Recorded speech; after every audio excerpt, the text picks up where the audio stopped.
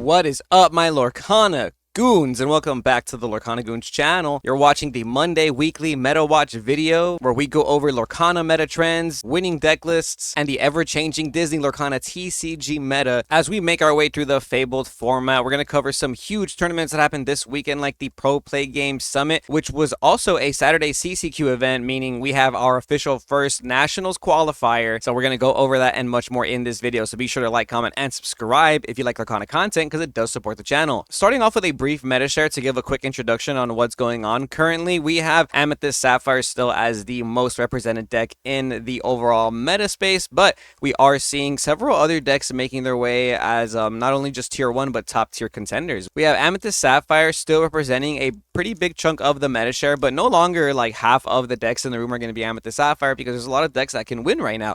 Amethyst Steel is a great color combo as well, which normally plays a bunch of evasive characters to combat the Amethyst Sapphire strategy. Alongside that, Amber Steel aggro has been huge, taking the first and second place spots of the Pro Play Games Saturday event. And three outliers, Emerald Sapphire, Sapphire Steel, and Amber Emerald, still doing their thing in the background. But I think this Emerald Sapphire deck, the Control Under the Sea Triple H deck, is actually a lot better than what this tier list suggests. And I think this might be one of the best decks of the format. But we'll talk about that at the end. We're going to start off with the Pro Play Games Friday 5K tournament. This was held on the Friday before the Saturday CCQ main event, and first place was Blurple by Matthew Dugan, so shout out you, playing the Ursula Voice Stealer, which we haven't really seen in a lot of Blurple decks. Now, I've been seeing second star to the right being used in pretty much every Sapphire Amethyst deck now, alongside the 4 copies of Hades, Into the Unknown, etc. But most people aren't using this Ursula Voice Stealer. This is a 5-cost character that has 3 strength, 4 willpower, and the ability to exert an opposing character on play. Now, you can pick a character, and depending on the character you choose, you can also play a song for free after that. So if you pick a character that costs 3 or less, you can immediately sing Into the Unknown, which is really cool. So I think it actually has a lot of use case in this type of deck, and there's even certain scenarios where you might be digging for another Elsa, but instead you draw this Ursula on turn 5, and it has a similar ability. You can't, gain the rush ability with the Elsa to clear an opposing evasive character, but sometimes you just want to exert an opposing character to kind of break that stalemate position that you're often in this current meta. Gotta give a huge shout out to the homie Memo for making top 8 of this same tournament on Friday, playing the Baymax Armored Companion for Develop Your Brain and Madam M Elephant. We're starting to see a lot of staples in the Blurple deck, like Hades, like I mentioned, and then there's like little tech cards that people are using for the mirror matches or for other matchups. And I think Baymax and Mim Elephant are pretty good for that reason. Develop Your Brain versus Visions is an interesting conversation I want to have, because I feel like Develop Your Brain is a little bit better, mainly because you don't want to miss your ramp in this deck, right? Like, you always want to see a Tipo or a Sail on turn 2. So I feel like the last thing I want to do is play Visions of the Future on turn 2. So on turn 1, I would much rather play a Develop Your Brain, if I'm really trying to find that ramp. I do think the Rafiki and the Bezo are extremely important on turn 1, especially now that we're seeing a lot of Amethyst Steel, Amber Steel be popularized in the meta. But I feel like if you're playing in the Blurple mirror match, it's just much more beneficial to have a guaranteed ramp as opposed to, risking not seeing that on turn 2. And I don't know, I think Develop Your Brain being able to find you that is just the extra cards that I would want to play in my deck for that reason. Let's go over another friend of mine. Huge shout out to Juan Murioki getting top 8 at this event on Friday, playing Amethyst Steel Illusions. I just wanted to give shout outs to the homies. I'm sorry, so that was really cool that we had friends over there at the PPG Summit event. And on Friday, we had some non-Blurple decks doing well too, like this Amethyst Steel Illusions deck is what it looks like. We're playing Palace Guard, we're playing Giant Cobra, and we're playing 3 copies of Treasure Guardian with 3 copies of Raja the Tiger. So this is really cool. The Treasure Guardian we've been seeing popularized lately by Thiagos and a couple other players, and it's another 4-cost character that'll let you draw a card, which that's kind of what you want to do on turn 4. I like drawing cards. We have Genie, Dumbo, and the Treasure Guardian. As long as you have an illusion when you play this character, you'll draw a card. And just like the other decks we've been seeing, no Iagos in this deck, but Giant Cobra, Palace Guard, and Raja are just enough to get you there. I do want to mention the 2 copies of Everybody's Got a Weakness. This is pretty cool. We're not playing 4 copies of Bell Accomplished Mystic. That's probably the other 2 cards you're using instead of playing 4 copies of Bell. And this card, I'm used to seeing this card in Ruby Amethyst. And for a brief second, I tripped out because I thought, isn't this a Ruby Amethyst a dual ink card? But no, it's just an Amethyst card. You can play this in any Amethyst deck, actually. So the card's in action. It's a 4-cost inkable, and it says move 1 damage counter from each damaged character you have in play to an opposing character. Then draw a card for each counter moved this way. This is pretty cool, especially because you have Palace Guard, a 4 willpower, 1-cost character that can probably stack up a lot of damage, or maybe even Giant Cobra. You know, he can get some good trades in. You play Cobra on 3, turn 4, your opponent leaves a card sideways, you clear Calhoun maybe, and then everybody's got a weakness can move through, at least 1 damage there, or if you have multiple characters, 1 damage for each one. And it'll draw a card too, so that's pretty nice. Some spicy text there for your purple steel decks for any Amethyst Steel enjoyers. And in top 8 of this Friday event, we also have Thiago Santana, who has pretty much been credited for putting Amethyst Steel on the map right now, changing up his deck a little bit from the last Charlie's collectible show we saw him dominate last week.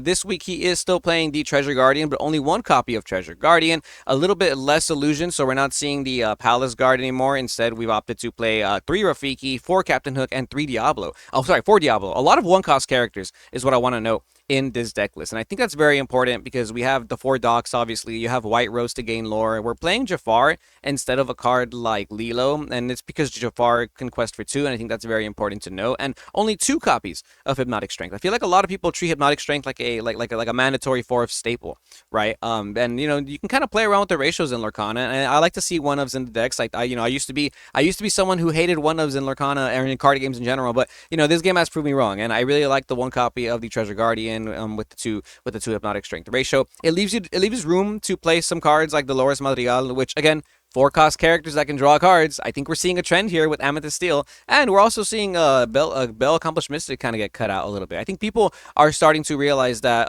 your opponent can play around Bell Accomplished Mystic, and that makes the card just a little bit weaker when you're playing against a player who's also going to respect Bell every time. You know, they're not going to play into this card, and you know, it makes it very inkable in those matchups sometimes. So I can see why people are cutting it out of their decks. And in top 16 of the Friday PPG event, we have none other than Team Goons, Connor Aubrey, aka Saucy, who went undefeated in Swiss, mind you. And there was this whole thing that happened because of the Ravensburger Play Hub, where they played round 2 and they finished round 2, and then they made an announcement that said round 2 was repaired, so they had to play round 2 twice. And Saucy won his round 2 twice, so he was undefeated in Swiss, winning extra games. Shout out Saucy, that was really cool. Lost in top 16 the following day, but still love to see it with your Amethyst Steel deck list. Playing Timothy Q Mouse. I haven't seen anybody really play this card. This is a 2-cost inkable character, 1 strength, 4 willpower, kind of like that Palace Guard, but it's a 2-cost instead. And he has an ability that says when you have an evasive character in play, he gains an extra lore, so he'll start questing for 2.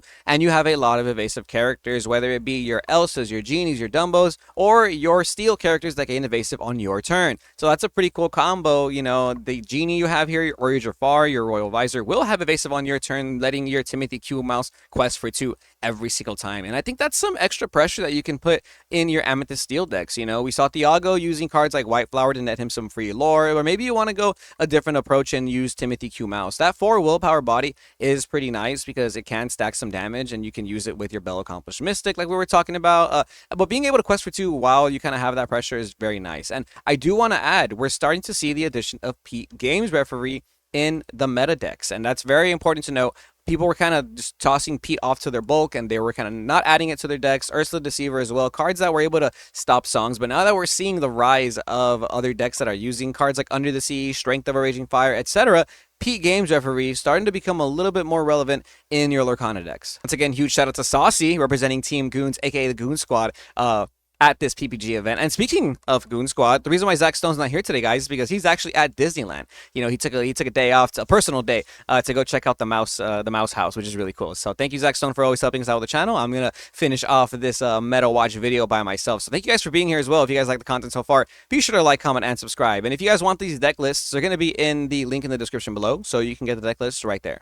Next up, let's go over some results from the Saturday 15K Challenge Championship qualifier hosted by PPG. This was our first CCQ event in North America, if I'm not mistaken, and first place was none other than Sky Dunce with Amber Steel. But we're going to go over a lot of deck lists from the top 8 because there is a variety of decks to go over, like the Sapphire Emerald deck by Daniel Teranishi. Huge shout out for making it all the way to top 8 with Sapphire Emerald. The Bleen Dream, a lot of people kind of writing this deck off as a cheesy deck, but after this weekend, I think we're going to start seeing this be way more represented into the meta because Under the Sea is that that card, it'll let you board wipe the Amber Steel aggro decks, the Amethyst, the Genies and whatnot. Well, they're gone. Once you play Under the Sea, they all return to the bottom of the deck. Any character on the opposing side of the field with 2 strength or lower, you can combine this with Heads Held High, aka Triple H, and that's gonna let you lower the strength of the opposing characters, pretty much board wiping the entire opposing board. And that's pretty cool. You also have 1 copy of Stop Chaos in its Tracks, which is a very strong song as well. It's an 8-cost sing together song that returns 2 characters with 3 strength or less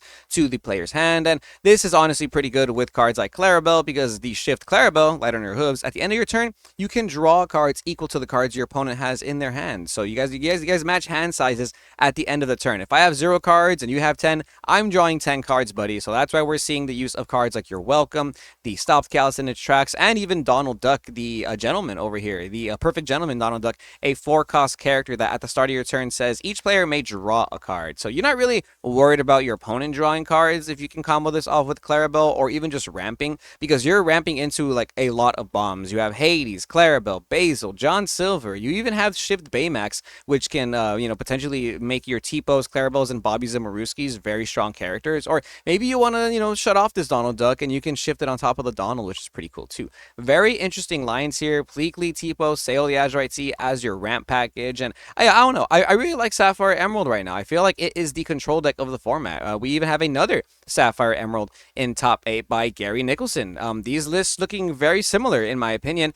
This one is playing Scrooge McDuck though, the Antiquities, the aficionado of Antiquities, and you're going to be able to utilize this in this deck as well because you're ramping into a 4-cost most of the time. Tipo on turn 2, turn 3, you're going to play one of the ducks. You're going to play Donald Duck or Scrooge McDuck, and I think that's pretty cool. Turn 4 Duck line, I think that's what we're going for right now, 3-3 ratio, so you always have a pretty good odds of seeing this character on turn 3. And I personally like Clarabelle Contended Wallflower as a better shift target than the 1-cost Clarabelle. There's not a lot of items for this Clarabelle Clumsy Guest to get rid of the board, but I do think being able to play Clarabelle on turn 1, a Tipo on turn 2, you ramp, and then on turn 4 you can shift the Clarabelle because you'll be at 5 to 6 ink already. Oftentimes what happens too is on turn 2 you'll sail the Azurite Sea. You kind of have a lingering ink left over, and then you can play the Clarabelle there too. So you have some extra shift targets for your Light on Her Hooves Clarabelle, and I just think that in this kind of slow meta, oftentimes both players are top decking, so I think Contended Wallflower is just as good a shift target for your Floodborn Clarabelle as well. Here we have the first place Amber Steel list by Sky Dunce. Huge congrats to you, Sky. I've been following your Lorcana journey since the Pixelborn days, bro. This is our first qualified Nationals challenger, and that's going to be so cool to look back on during the 2025 season. So, Sky's already secured his invite to Nationals. I'm pretty sure he's going to be playing all of these other DLC events too, because, why stop now when you're on this type of hot streak? But piloting Amber Steel aggro all the way to the top to a Amber Steel mirror match, which we got to witness, and we are taking advantage of cards like Aurora, the holding court character. This is going to lower the cost of your princesses by 1 if you quest with her, meaning you can play your Tiana on turn 2, or even some extra Mulan disguised soldiers. And I really got to see the power of this combo in the finals, because by turn 2 and turn 3, Sky had like 4 to 5 characters on board. So Strength of a Raging Fire was pretty much able to clear almost any character. I did not really see Fire the Cannons used on stream too much, but we are playing 3 Fire the Cannons in this deck, which I think is very powerful in this current meta. You don't have a lot of removal in Amber Steel right now, and sometimes you might need to pick off the last couple of damaged characters on the board before they take advantage of their Bell Accomplished Mystic, which is very important to know. We're playing 2 copies of Sven, 4 copies of Rhino the Power Hamster, with 4 copies of the 1-cost Rhino to shift on our characters. We have a lot of 1-cost characters in this deck, and I think that's a perfect way to prioritize your aggro strategy. 16 1-cost characters followed by several 2-cost characters that quest for at least 2. We have the Nala, the Undaunted Lioness. She will quest for 3 if she does not have resist. And there was that game too where Sky was on the draw and it felt like he was about to win just because this Nala was swinging for 3 more than once. And I feel like this card really puts you over the top right now. It's a 2-cost character that almost guarantees you're going to quest for 3 because there's no brawl in the meta right now. Maybe Ruby might start playing some Sisu Daring Visitors to out this card because it's pretty scary, alongside Penny, the Troubadour, to sing your Strength of a Raging Fire, which is really cool because you can sing it by turn 2. That's kind of why you want Troubadour in this deck. You can do some pretty cool lines where Aurora turn 1, Troubadour on turn 2, you quest with Aurora and you play an extra Mulan. Then by turn 3, you can already sing Strength of a Raging Fire with 3 characters. So if you're going second, this is going to let you stop an opposing Tiana line, which is pretty cool. We also have Lady Family Dog to go extra wide, and Peak Games reference referee. Like I said earlier, we're starting to see the comeback of Pete Games referee because a lot of people are playing Under the Sea and a bunch of other songs and actions on their turns now. Now that we know the meta has been established, we can pretty much assume what people are going to play. So you can make safe bets like running cards like Under the Sea or Fire the Cannons, etc., etc. And that means that you can make a safe bet to play Pete now because you can assume people are going to be playing more actions in their deck. We got to go over the second place list because, like I said, it was an Amber Steel mirror match. This is Doug Elliott's list. Huge shout out for making it all the way to second place. It's such a cutthroat tournament, bro. Only first place gets their invite to nationals. So I can imagine the stress these players were feeling. You guys got to go watch that. You guys got to go watch that finals. But these lists looking pretty similar. A couple of differences here. We're seeing Mr. Arrow in Doug's list alongside cards like the Prince. This is the 2-cost uninkable 0/5 bodyguard character.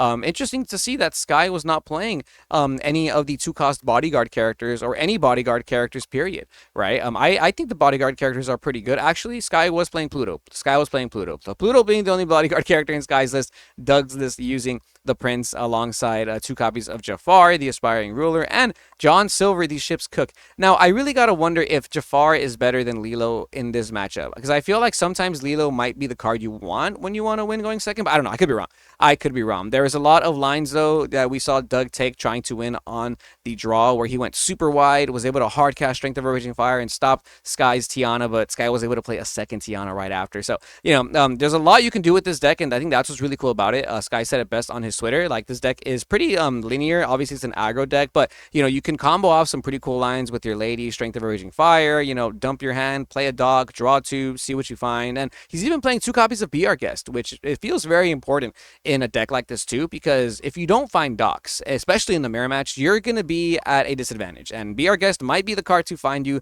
the docks you need. As predicted, Blurple consisted of a top 4 player and another top 4 player that got disqualified, so we're just not going to talk about that for no particular reason. But I do want to go over some cool outliers from this tournament, like the Sapphire Steel list by Aaron Nelson. This was a top 32 list, so unfortunately it did not make the top 16 playoff cut, but they had a record of 6 wins and 3 losses, and I got to give them credit where credit is due, because this is like the only Sapphire Steel list that I was able to find from the PPG tournament, and we're seeing some pretty cool cards here being played. Obviously, we have the Tipo, Sail, Pleakley line. Actually, there's no Sail. There's no Sail the Azurite Sea in this deck. Very interesting, but we are seeing the Tipo, Pleakley line, which is a very clean, aggressive line to get you to that 6-7 ink as fast as possible, because we are playing Scar, Finally King, alongside Vincenzo Santorini, the Hades, Tinkerbell, Robin Hood, a lot of bombs in our Sapphire Steel deck, and we are playing the Jasmine Steady Strategist strategy, which will let you dig for any ally characters like your Pluto, your Vincenzos, or your Mr. Smees, or even your Pleakley and Tipos, which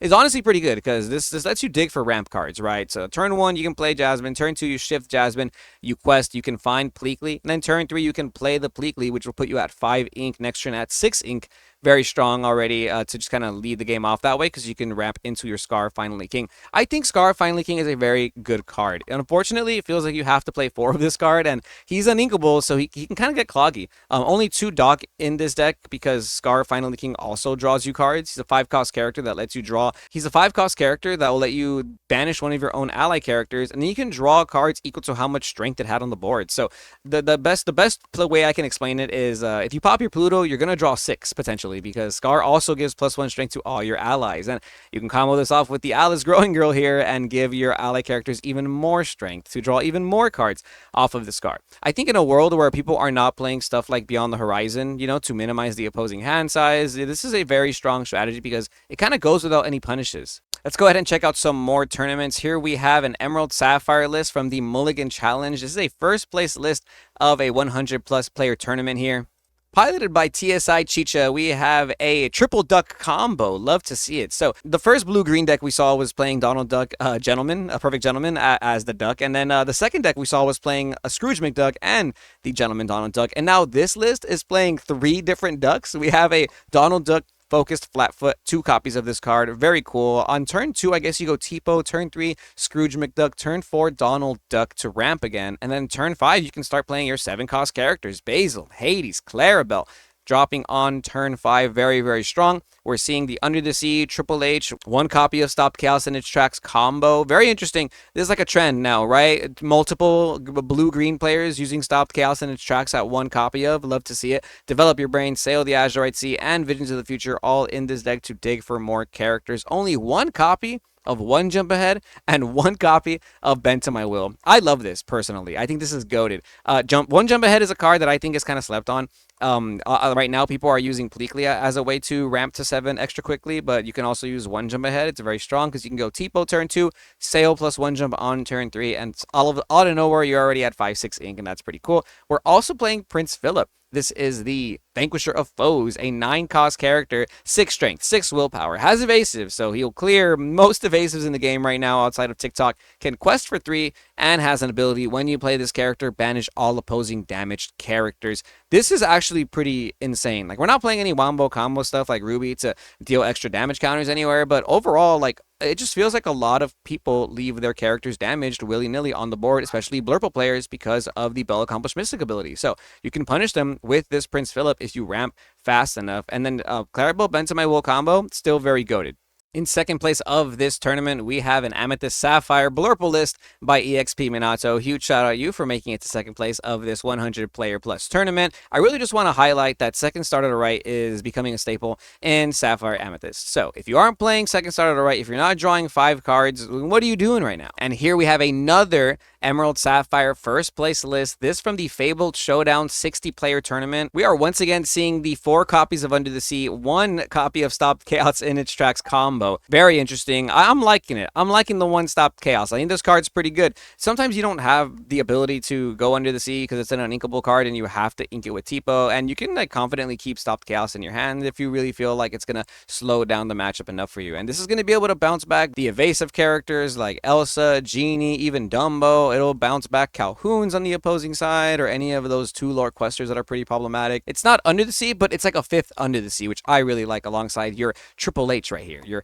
Triple H combo with these 2 songs that are going to be able to manipulate the opposing board can be very strong, especially because they are all sync together cards. You can just use multiple characters to sing these together. You don't even need like a 6 or an 8 cost character to sing this, which is really, really good. Once again, we are seeing 4 copies of Donald Duck, the Perfect Gentleman. So if you're not playing Donald Ducks in your decks, again, what are you doing? Don't sleep on the duck. But yeah, overall, I do think that Sapphire Emerald is positioning itself as the control deck of the format, and I'm not going to be surprised when this ends up being the best deck in a couple weeks. And in 4th place of the 60-player Fabled Showdown, we have another Sapphire Steel, this one by Kyle Rauscher, featuring 4 copies of Beyond the Horizon. We've been seeing this song rise in popularity since a couple weeks ago. I think a lot of Sapphire Steel players are also opting to ramp into this strategy so that when you play your 7-cost characters, you have a pretty hefty song to sing to not only reload your hand, but manipulate your opponent's hand. We're seeing a lot of players use second star to the right to draw a bunch of cards and keep their hand size pretty fat, and you can punish them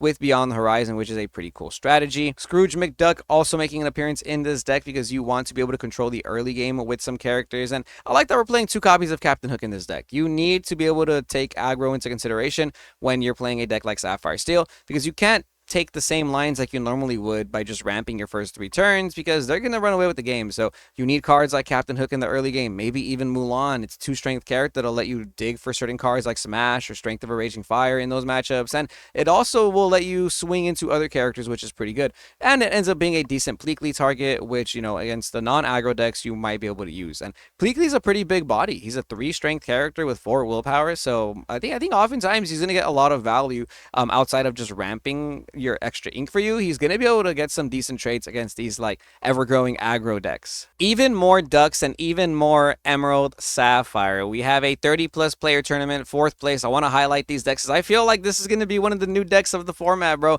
We're going to start seeing Emerald Sapphire take over as the control deck. The Emerald Sapphire Ducks. That's what we're calling this. Emerald Sapphire Ducks. Bleen Ducks? Blue? What are you guys calling this deck? Because we're seeing Donald Duck, Scrooge McDuck, and the focused Flatfoot Duck alongside the cow. Ducks and cows? Can we call it that? Ducks, cows, and rats because of Basil. We have a Basil right here, a shift Basil alongside the undiscovered detective. The 7-cost Basil is pretty strong. He's a 5 strength character, 4 willpower that quests for 2. When you play him, you can return a chosen character to the player's hand. That is like guaranteed tempo. That is so strong. oftentimes you might not want to bounce back a genie or something that has like a pretty good on-play effect, but there's not too many characters that have great on-play effects. Really, it just boils down to your Blurple matchup, and Elsa, Hades, and Genie are the big no-nos that you don't want to bounce. But there are scenarios where you might want to bounce that Genie, actually, because you might just want to keep questing faster than they do. And realistically, you're not worried about the Genie or the Elsas because you have Under the Sea with Triple H combo. And only one copy of this Basil, the Disguised Detective. I really like this card with Clarabelle. I think this card is so strong. Being able to ink multiple times in a deck and making your opponent discard multiple cards is pretty insane. I'm surprised you're not playing the 1-cost support Basil as a shift target, but you probably don't want to add cards like that to this deck because they are like pretty bad draws in the late game. And I think what you really want to find in the late game are your 5-cost characters or more. So Basil Detective, a 6-cost character that says whenever you ink, you can pay an extra ink to make your opponent discard a card. Oftentimes, when you shift into your Clarabelle, Light on Her Hooves, your opponent starts thinking, well, I don't want to give you more value for your Clarabelle, so instead of keeping 7 cards in hand, I'm going to ink as much as I can, I'm going to play as many characters as I can, and I'm going to put myself down to 2 cards in hand, right? You play this Basil Disguised Detective and you ink twice that turn. They have no cards in their hand left. Oftentimes, a lot of aggro players too, they will only keep Dock in their hand. Like, they'll do a lot of plays where they'll play every single card except Dock, and you can play this Basil when they're least expecting it, and boom, you snipe out that last Dock if you can ink that turn. I think it's pretty cool to have this card as like a toolbox little card in your deck alongside one of copies like maybe Bend to My Will or something like that. And last but not least, we have this first place list by TSA Magad. This was a 34-player tournament, the Road to Lorcana Season 9 tournament, and first place was an Amber Emerald aggro deck featuring Lady and the Tramp, formerly known as Turnidogs. A pretty cool deck. We are not seeing Under the Sea or Scrump in this list, however. I feel like a lot of people were trying that list out because it was seeing some success in some recent tournaments. The idea that you can use Under the Sea in combination with a card like Scrump to lower the opponent's opposing strength is really strong, but instead, looking like we're opting to use different strategies like Emerald Chromicon. This is a 3-cost uninkable item. I've been seeing this see a lot of hype in the meta recently, and has an ability that says during the opponent's turn, whenever one of your characters is banished, you may return chosen character to the player's hand. That means you can return one of your own characters as well. So if you quest with your 2 lore questers like your Daisies, your Cursed Merfolks, or maybe even your Lady Decisive Dogs, your opponent has to swing into one of them. If you don't want the other one to be banished, you can bounce it back to your hand before they swing again with another character, or you can even bounce back the opposing character, which is pretty good, right? Alongside of this, we're seeing 3 copies of the Genie of the Lamp. This is a 4-cost character that has evasive and says when this character is exerted, your other characters gain +2 strength, which is pretty good for your Lady Decisive Dog or maybe even your other evasive characters like your Perla. This is a 3-cost dual ink character, 3 strength, 2 willpower. She has evasive, so this card will immediately contest a Dumbo, which is pretty nice, and it has support. So there are some scenarios where you can give support to your characters and get some clean trades, or maybe even give support to your Lady Decisive Dog, and now she'll quest for 3 again, just simply because this Perla has evasive. That's pretty cool. I really want to highlight the Julieta Madrigal too, because we don't have Rapunzel in this meta anymore. And you have a lot of high willpower characters, and maybe drawing 1 card is actually not that bad. So because you have 4 Clarabelles and you have the 3 Julieta Madrigal, oftentimes in this deck you're able to play so many 1-cost characters that you can draw a card and then play a character immediately after, which is pretty nice. And then 4 copies of Lady Miss Park Avenue. This card seems very important in the Turnidog strategy right now. Being able to use your Tramp Street Smart Dog to just discard 5 cards or something, and then being able to shift your Lady or play your Lady for 5 ink, very strong to grab back many cards from your discard pile back. We also have Bobby Zamaruski and Yzma. Both of them have the same effect. When you play this character, you may draw a card and discard a card. So you're able to add a lot of free characters, free fodder into your discard pile so that later on, when you do play your Lady Miss Park Avenue, you can just grab them back, which is really nice. You could also discard your Lilos, so those are set up for next turn, or you could even dig for certain cards you might need in the moment, like Ursula Deceiver, because this card, unfortunately, is one of your only outs to Under the Sea or Strength of a Raging Fire. This deck is very strong, but I think the issue with this puppy green-yellow strategy is that it's very fragile to an Under the Sea, and sometimes feels very fragile to 1 Strength of a Raging Fire. It can be a little hard to win aggro mirror matches like Amber Steel matchups because they have just a little bit more removal than you, and you kind of have to rely on your opponent making bad quests for you to get like good value, because really the best way you can get value trades in this deck is going to be by utilizing your Tramp Enterprising Dog, which is going to bump up one of your character's strength by the amount of characters you have on board, or using something like Improvise, which can also out an Iago. But if your opponent's not really questing, then you can't really get those good trades. Unlike in Amber Steel aggro, you could just use it. You could sing a Strength of a Raging Fire, pop a card, play Fire the Cannons, you pop a card, right? I do think this deck is very strong, though. It's one of the better aggro decks out right now. It's just kind of hard to pilot, so I think that's why it kind of fell off in this recent meta. But before we call it a day, my Lorcana goons, I want to go ahead and check out this win rate matrix. This is some information you can find on inkdex.com. I will also put the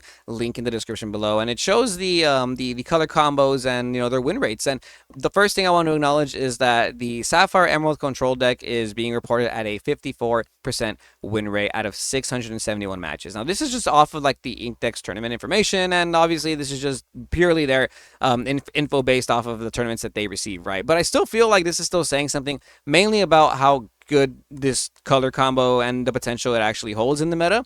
I feel like Blurple was the best deck a week ago. And if you're not keeping up with what's going on in this current meta, you're going to fall behind a little bit. It had now, the Dumbo is a great card, but the Dumbo Blurple deck has a very bad win rate against an Amber Steel aggro deck, less than 50%, almost less than 40% right here, according to the win rate matrix here. And I feel like that also kind of adds a little bit to the conversation about what's happening in the meta. The meta is changing a lot. Yeah, granted, Sapphire is being heavily represented, and Amethyst is being heavily represented overall, but, we see 4 clear meta decks that you can take to a tournament. We have Dumbo Blurple, you have Amethyst Steel, and then you have Amber Steel aggro, or a Sapphire Emerald control deck. And then a couple little outliers still kind of clawing their way through, like the Trinidad Green Yellow or the Sapphire Steel deck. But realistically, it does feel like the 4 main decks right now are Amber Steel, Sapphire Emerald, Sapphire Amethyst, and Amethyst Steel. So if you're not playing one of those 4 color combinations, I want to hear what you guys are playing in the comments below. I've been seeing people kind of complain about the meta already, maybe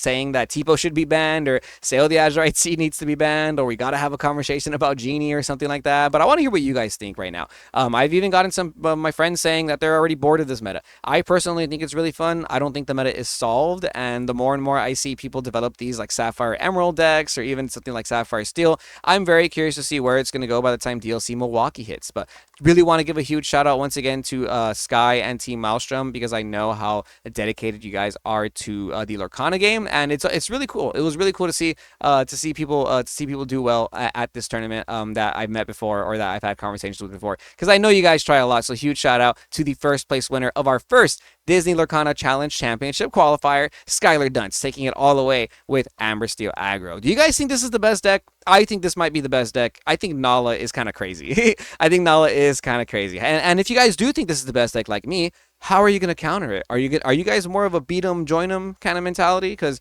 oftentimes I just kind of join the meta, but I feel like this format, I've been thinking a little spicy. I've been a little spicy with my deck building, and I've been trying to combat the meta. So, I might pivot my strategy to beating Amber Steel, followed by beating Blurple. And I think the Emerald Sapphire deck does that very well. But we'll find out in the next couple weeks as more and more tournaments happen in this Lorcana metagame. So be sure to stay tuned to Lorcana Goons if you like this content. Like, comment, and subscribe, because it does support the channel. And come back on Friday for our Market Watch videos, and stay tuned for our Wednesday, Thursday live streams, where we get to play some Lorcana against the Inktable AI most of the time, or even just chat about the meta more. Thanks for watching, and we'll see you Goons next time.